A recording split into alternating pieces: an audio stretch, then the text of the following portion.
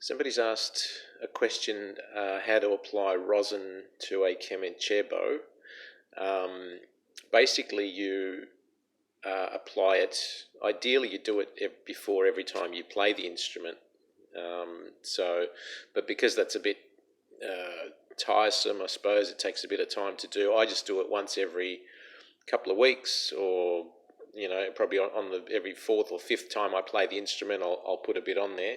Actually, I put a bit more. So if you put some every time you play, you just put a little bit. But if you put quite a bit on it, it should last you probably weeks. So this is what it looks like. It's just your normal violin rosin, which you get from a music store. I use Pirastro Piranito. I've had this for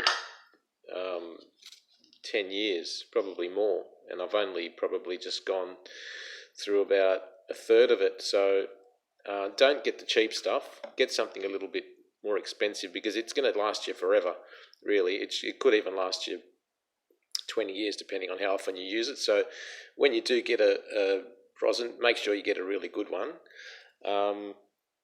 The way I do it is, you can take it out. Usually it comes with a bit of cloth. You can take it out and hold it with the cloth. But because this has still got a bit of room here, I basically just put heaps on it. So I just sit here for about, this is what I'll do anyway.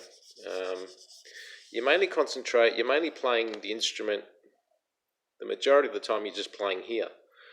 So you concentrate more there, but you do put some along here as well, because occasionally you do long bow movements with certain songs. So I'll just sit here for probably a minute, 30 seconds to a minute. I just keep doing it. So basically you want to soak the hairs with as much rosin as you can. If there's any excess, it'll just fall on the soundboard, and you can just blow it off. So I'll just do this. After a while, you will get, if you just do it one way, you'll see there's a bit of an indentation down the middle. Do it different angles, otherwise you'll get a big hole down the middle. So I just do it in different angles. That way it becomes flat. Otherwise, I've even had a part of it crack. That's just normal. If you drop it, or even sometimes if you're just a bit too, if you're holding it, that's why I like to put it in this, keep it in this, because they can be brittle. So just keep doing this. You can either do long ones or just short ones. It really doesn't matter. Basically just soak it. I think that's plenty. The other thing I'll just add is, depending on where you get the bow and the type of hairs that are on it, some are better than others. So try and get a really good bow, because I've got this one here that I've got is actually a used violin bow, and this is really good. I really don't need to put much rosin on this, and it plays really well. Whereas I've got this other bow here, which I purchased with another instrument.